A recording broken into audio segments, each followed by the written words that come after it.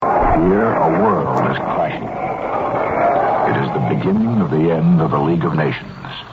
Imperturbably, pathetic but purposeful, a small, thin man of great dignity stands before the representatives of the nations assembled in the League at Geneva. Italy had invaded this man's country. The aggressor, Fascist Italy, had stated boldly it was pursuing a sacred mission of civilization. Haile Selassie, the Negus, Lion of Judah, Emperor of Ethiopia, waits until order is at last restored. Now we hear him, in his native tongue, Amharic. I,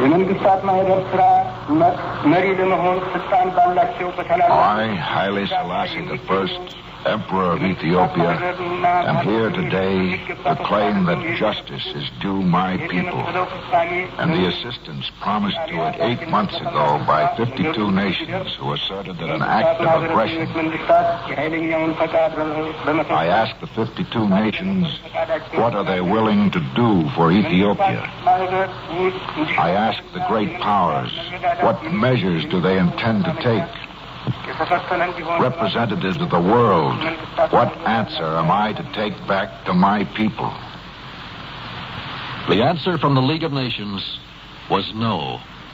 They would not interfere with the troops of the fascist dictator. Ethiopia must stand on its own.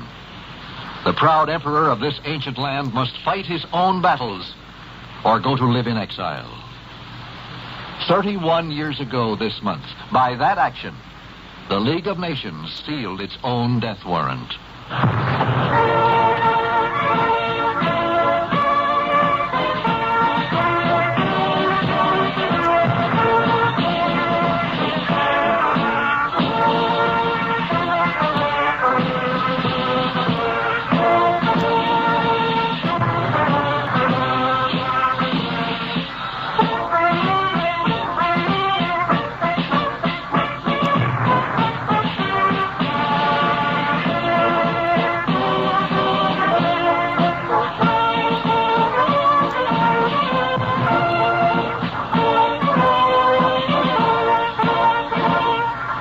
Project 67 presents The Conquering Lion of Judah, a profile study of His Imperial Majesty Haile Selassie I, Emperor of Ethiopia.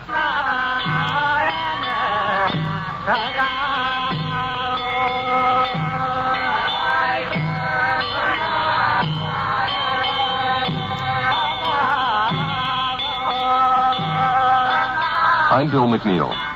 Earlier this year, I had the great pleasure of meeting personally the Lion of Judah when he visited Canada at Expo 67. I rode with him aboard the Royal Train from Winnipeg to North Bay, sat with him in his private car, talked with him about himself and his country, and felt the thrill of meeting face to face an unforgettable figure from the pages of history. This is a story about a man and his country, Selassie of Ethiopia.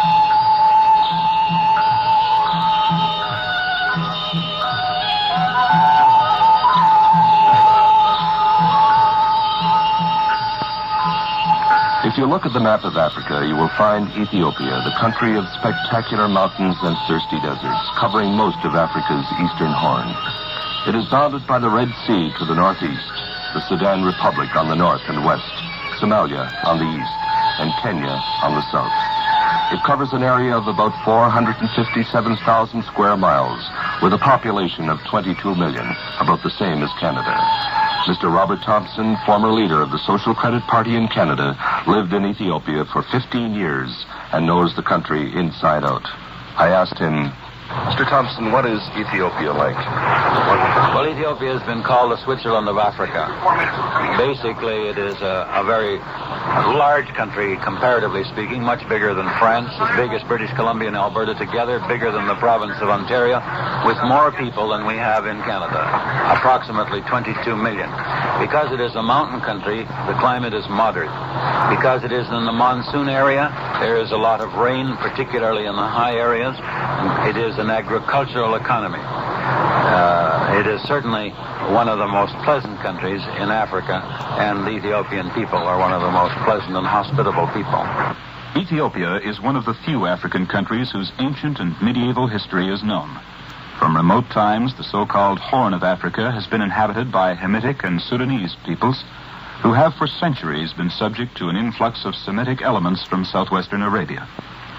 It was from a mixture of this kind that the population originated, that at the beginning of the Christian era established the state of Aksum, ruled by Ethiopian kings, linked to Arabian kingdoms.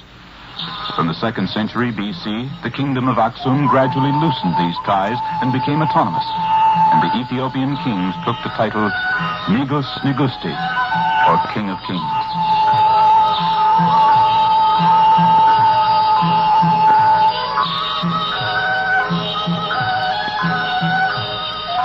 Ethiopians proudly claim 2,000 or 3,000 years of independence. This independence suffered a 5-year break under Italian rule between 1935 and 1941. Ethiopia was hardly heard of outside her frontiers until 1935, when Mussolini invaded it.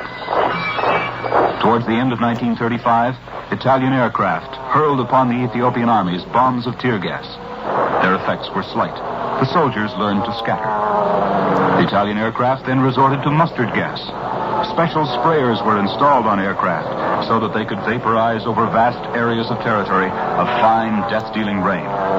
Women, children, cattle, rivers, lakes, and pastures were drenched continually with this deadly rain.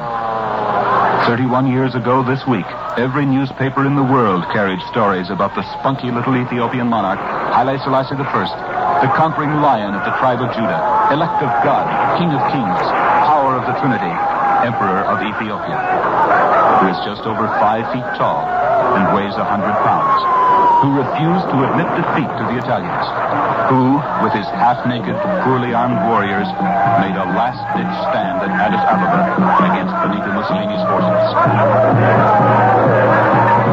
But finally, the emperor had to flee the country with his family. On the 30th of June, 1936, he appealed to the League of Nations in Geneva.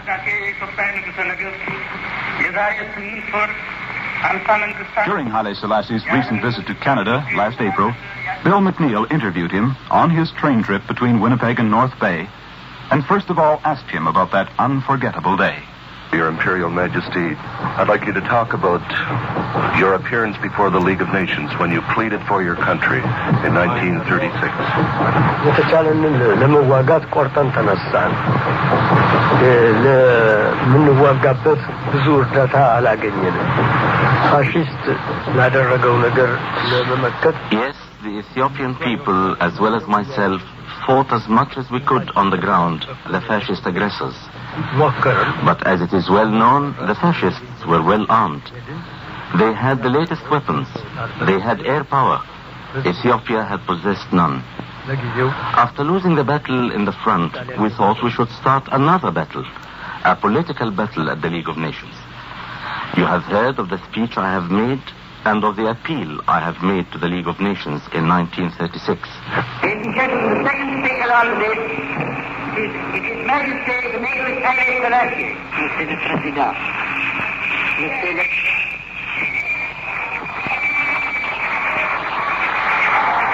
Italian fascist newspapermen interrupt the Lion of Judah. They whistle, boo, and shout.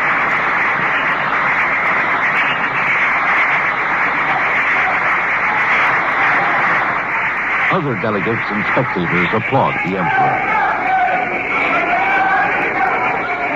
The League